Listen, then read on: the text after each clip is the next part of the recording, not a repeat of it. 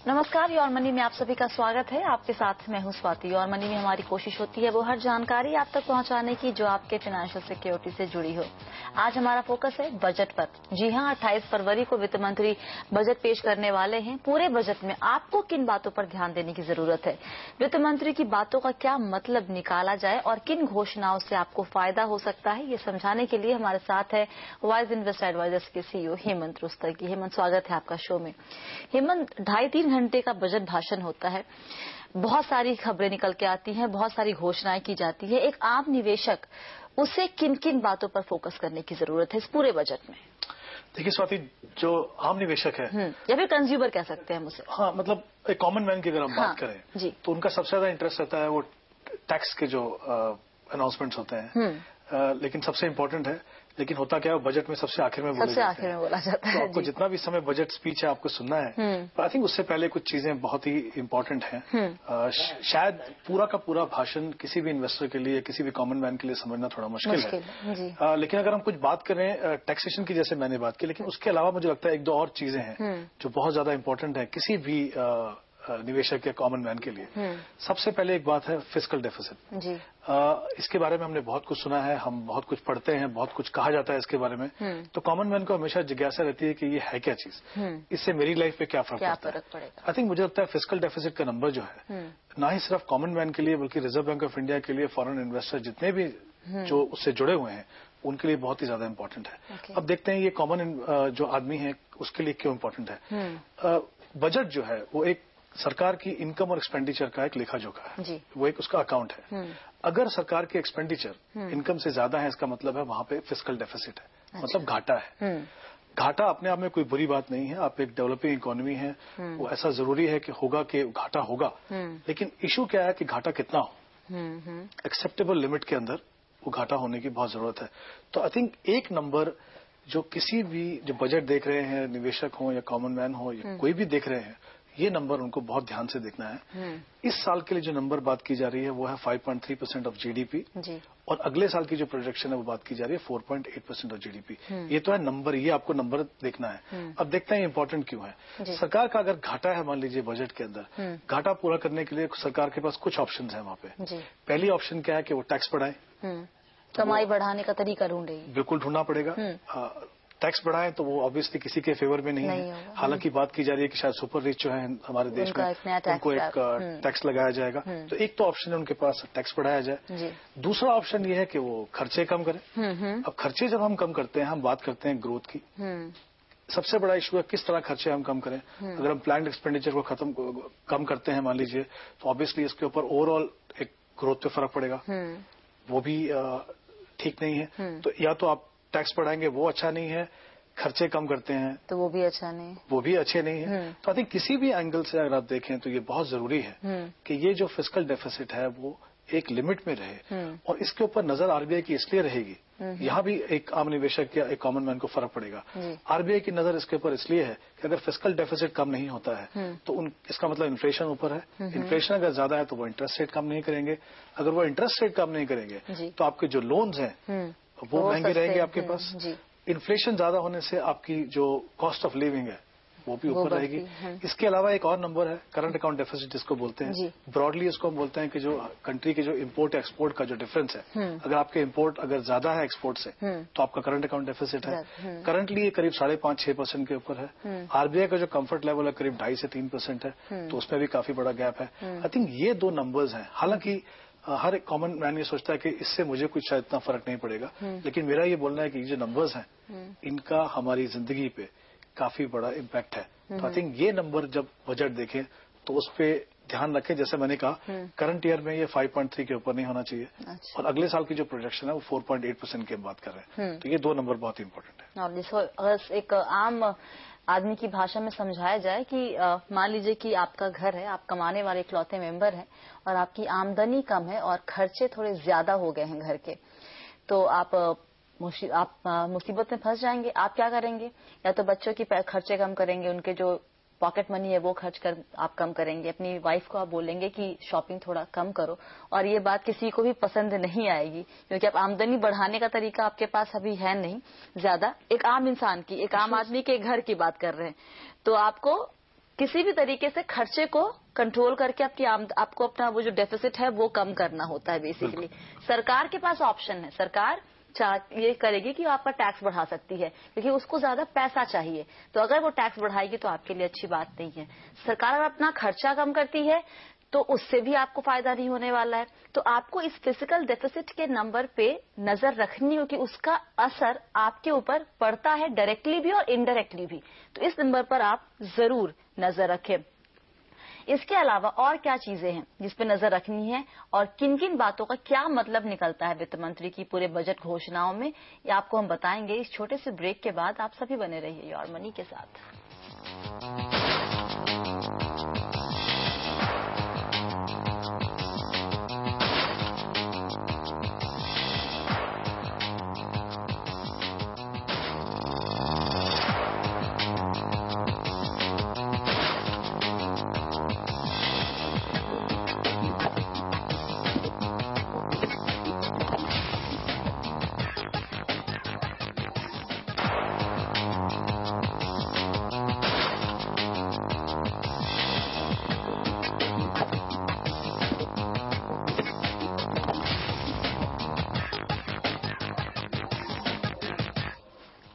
Your money में आप सभी का एक बार फिर से स्वागत है। आज हम बात कर रहे हैं कि इस बार बजट में आपको वित्त मंत्री की किन बातों पर गौर करना है, उनकी बातों का क्या मतलब निकाला जाए। हमारे साथ हेमंत उस्तगी बने हुए हैं। हेमंत, हमने बात कर ली फिजिकल डेफिसिट की, उसके अलावा जो हम बात करते हैं इनकम टैक्स एग्जेम्पशन लिमिट, इस पे आपने कहा सबसे आखिर में बात की जाती है, लेकिन एक आम जनता को नजर एक सैलरीड क्लास की खासकर उसके ऊपर बहुत ही ज्यादा होती है। देखिए, सबसे बिल्कुल सही बात का आपने कहा कि ये जो प्रोविजन है क्योंकि हमें डायरेक्टली इम्पैक्ट करते हैं तो हमारा इंटरेस्ट जो है वो ज्यादातर उसमें रहता है। यहाँ पे कुछ इंपॉर्टेंट जो एस्पेक्ट्स हैं जहाँ पे ध्यान रखने की जरूरत है। सबसे पहला इनकम टैक्स एग्जम्पशन लिमिट।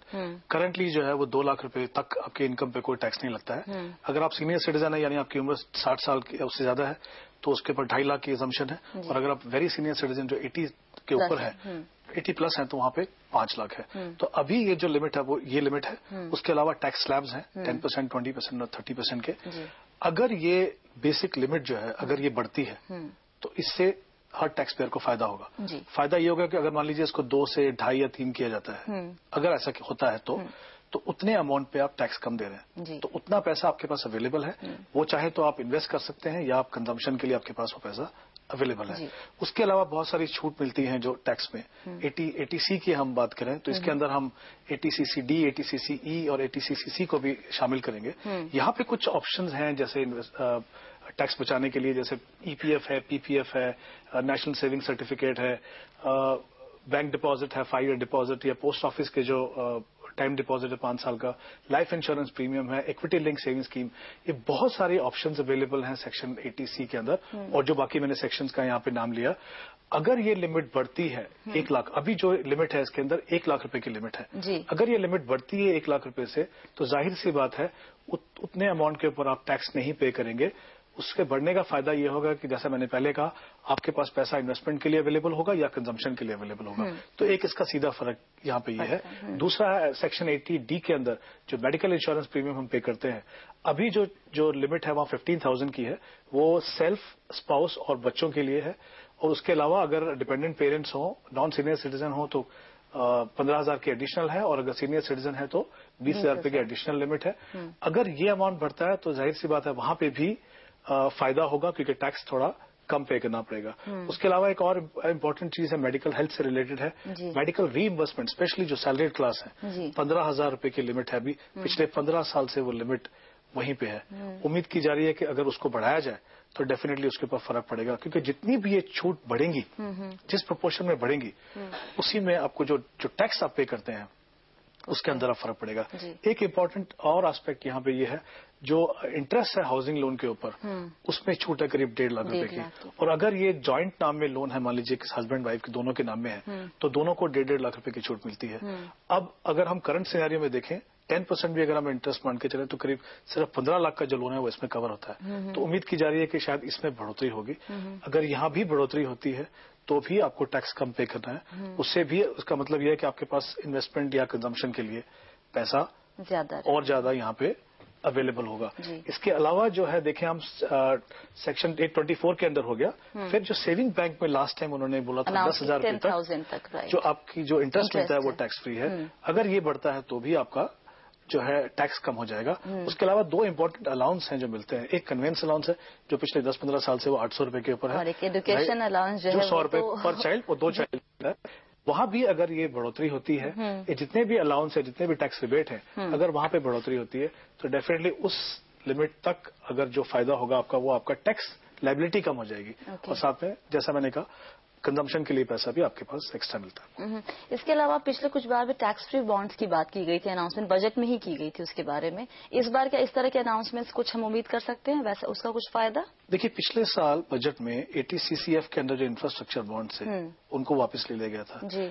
मुझे लगता है कि शायद उन बॉन्ड्स के फिर से आने की उम्मीद है यहाँ पे। तो एक उस पे ये ध्यान रखें कि अगर वो फिर से वापस आता है 20,000 रुपए की वहाँ पे ATCCF के अंडर था, वो अगर हो जाएगा तो आई थिंक मुझे लगता है उसके आने की काफी उम्मीद है। उसके अलावा जो मुझे लग रहा है एक चीज और होने की उम्मीद है वो है इन्फ्लेशन इंडेक्स जो बॉन्ड्स है।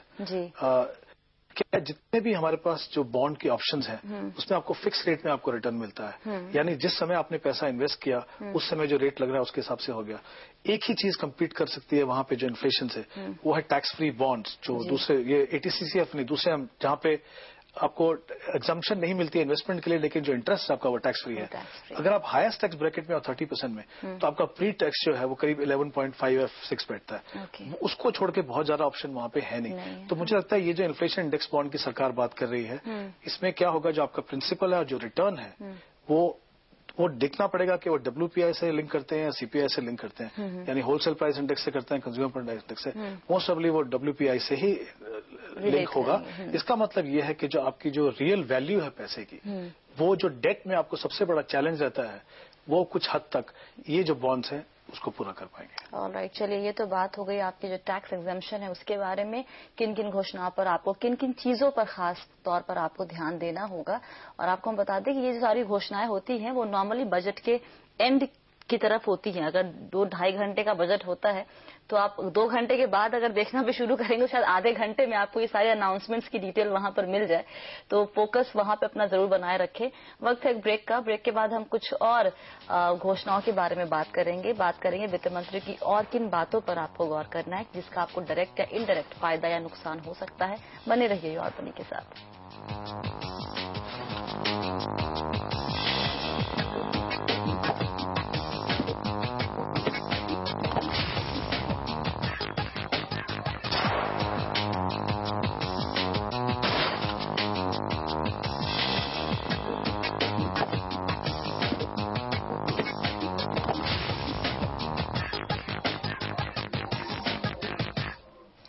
मनी में आप सभी का एक बार फिर से स्वागत है। आज हम बात कर रहे हैं कि बजट में आपको वित्त मंत्री की किन घोषणाओं पर गौर करना है। हमारे साथ बने हुए हैं हमारे खास मेहमान हेमंत रुस्तगी। हेमंत, पिछली बार बजट में अनाउंस किया गया था Rajiv Gandhi equity saving scheme के बारे में, काफी डिटेल्स आ गई हैं इस साल हालांकि, लेकिन शायद कुछ और इसमें मॉडिफिकेशन किए जाने की उम्मीद हम कर रहे हैं। इस पे ध्यान रखना है निवेशकों को? हाँ, मुझे लगता है काफी ध्यान रखने की जरूरत है इसमें। ये बात सही है कि जो राजीव गांधी स्कीम जो लास्ट बजट में इंट्रोड्यूस की गई थी उसका पर्पज ये था कि इक्विटी पार्टिसिपेशन जो हमारे देश में बहुत कम है, या इक्विटी कल्ट जिसकी हम बात करते हैं जो नहीं है, उसको बनाने की शुरुआत की डायरेक्शन में एक कदम था। आई थिंक इस स्कीम में कुछ थोड़ी सी कमियां हैं मुझे लगता है, और उम्मीद है कि शायद ये आने वाले बजट में इसको शायद एड्रेस किया जाए। जैसे ये जो एक वन टाइम एग्जम्पशन है, अगर हम इक्विटी कल की बात करते हैं तो मुझे लगता नहीं कि एक बार आप इन्वेस्ट करके आप इक्विटी इन्वेस्टर लॉन्ग टर्म में बन पाएंगे। दूसरा यहाँ पे रिस्ट्रिक्शन ये है कि आपकी इनकम जो है अप टू 10 लाख रुपीज होनी चाहिए, यानी 10 लाख के ऊपर अगर आपकी इनकम है तो आप इसमें एलिजिबल नहीं है। और जो टैक्स रिबेट है मुझे लगता है काफी कम है, इन द सेंस अगर आप 50,000 रुपए तक इन्वेस्ट कर सकते हैं उसके 50% पे आपको टैक्स रिबेट मिलता है। अगर आप 10% ब्रैकेट में है तो आपको 2,500 की रिबेट है मैक्सिमम, यहाँ हम बात कर रहे हैं। और अगर आप 20% ब्रैकेट में है तो आपको 5,000 रुपीज की टैक्स रिबेट है। तो मुझे लगता है ये कुछ ऐसे प्रोविजन है। और जैसे हमने बात की थी, एक और इशू है यहाँ पे कि ये जो ETF है म्यूचुअल फंड के, खाली उनको ही गिना गया है यहाँ पे। अगर जैसे म्यूचुअल फंड के इंडेक्स फंड हो, अगर वो इसमें शामिल किए जाएं तो मुझे लगता है इसका दायरा काफी बढ़ सकता है। तो मुझे लगता है यहाँ पे शायद कुछ अगर चेंजेस होंगे तो इस पे ध्यान रखने की जरूरत है। इसके अलावा 2 और एरियाज हैं जहाँ पे आई थिंक ध्यान रखने की जरूरत है। एक है सर्विस टैक्स। और एक है एक्साइज ड्यूटी। इन दोनों का हमारी लाइफ में काफी फर्क पड़ता है। पिछली बार बढ़ा के 10 से 12% दोनों ही कर दिया गया था। इस बार ये खबर आ रही थी कि इससे बढ़ा के 14% किया जाएगा, लेकिन आज ही हमारे चैनल पे ये खबर ये भी आई है कि सरकार 14% ना करके सिगरेट या पान मसाला या फिर कुछ चुनिंदा लग्जरी आइटम्स पे सर्विस टैक्स बढ़ा सकती है। तो पूरा एक क्रॉस बोर्ड नहीं किया जाएगा, 12 का 14%, कुछ कुछ आइटम से बढ़ाया जाए इस बार शायद। अगर ऐसा है स्वाति तो काफी अच्छा है, क्योंकि फिर हर एक की लाइफ पे उसमें उतना इम्पैक्ट नहीं आएगा। क्योंकि सिगरेट्स वगैरह तो ऐसा है कि हम हर बजट में देखते हैं कि उसके ऊपर टैक्स बढ़ता ही है। अगर ये अक्रॉस द बोर्ड होता है तो फिर आपका, अगर आप बाहर खाना खाना जाते हैं तो एयर ट्रैवल करते हैं तो टेलीफोन बिल्स, जितनी भी सर्विसेज हैं, अगर आप किसी लॉयर को हायर करते हैं उनकी जो सर्विस है उन सब पे आपका जो है एयर फेयर वगैरह बढ़ जाएगा। इसका असर जो है आपका हाउस होल्ड बजट के ऊपर पड़ेगा। अल्टीमेटली आपकी लिमिटेशन है आप कितना पैसा खर्च कर सकते हैं, अगर ये बढ़ता है तो उसके ऊपर फर्क पड़ेगा। दूसरा एक्साइज ड्यूटी, पिछले साल भी एक्साइज ड्यूटी को बढ़ाया गया था। अगर इस साल बजट में एक्साइज ड्यूटी को बढ़ाया जाता है इसका मतलब उसका इम्पैक्ट जो है मैन्युफैक्चरिंग सेक्टर पे पड़ेगा। जो भी अगर मैन्युफैक्चर की कॉस्ट बढ़ेगी तो ज्यादातर ये देखा गया है कि वो कंज्यूमर को पास ऑन किया जाता है। अगर वो पास ऑन होती है तो डेफिनेटली, जैसे इसमें एक चीज हम देख सकते हैं, जैसे कार्स हैं, जैसे डेफिनेटली या टू व्हीलर्स जो है, इनमें अगर एक्साइज ड्यूटी बढ़ती है तो डेफिनेटली उसका इम्पैक्ट का मतलब यह है कि इनकी कीमतें बढ़ जाएंगी। तो ये दो चीजें और हैं जहां पे मुझे लगता है कि सबको आम ध्यान जनता रखने को की जरूरत है कि इनमें क्या अनाउंसमेंट आती है। ऑलराइट, तो मोटा मोटी आपको एक बार फिर से बता दें, फिजिकल डेफिसिट एक ऐसा नंबर जिस पे आपको ध्यान देने की जरूरत है। उससे जुड़े हुए कोई भी अनाउंसमेंट्स आप जरूर चेक कीजिए। Income tax exemption limits 2 lakh है फिलहाल, इसे बढ़ाया जाता है तो आपके लिए अच्छी खबर होगी। टैक्स एग्जेम्पशन में अगर एटीसी, एटीडी वगैरह के तहत कुछ भी बदलाव किए जाते हैं उस पर आपकी नजर होनी चाहिए। Rajiv Gandhi equity saving schemes, इसमें कुछ और डिटेलिंग आती है, कुछ मॉडिफिकेशन होता है, वहां पर आप उस अनाउंसमेंट को जरा गौर से सुनिएगा। सर्विस टैक्स एक्साइज ड्यूटी, इसमें अगर कुछ बदलाव होता है, बढ़ाया जाता है तो इसका डायरेक्टली जो इम्पैक्ट होता है आपके पॉकेट पर होता है। तो इससे जुड़ी कोई भी अनाउंसमेंट्स आपको ध्यान में रखने की जरूरत है। बहुत बहुत शुक्रिया हेमंत आज इस चर्चा में शामिल होने के लिए। और फिलहाल योर मनी में इतना ही। बने रहिए आप सभी CNBC आवाज के साथ। नमस्कार।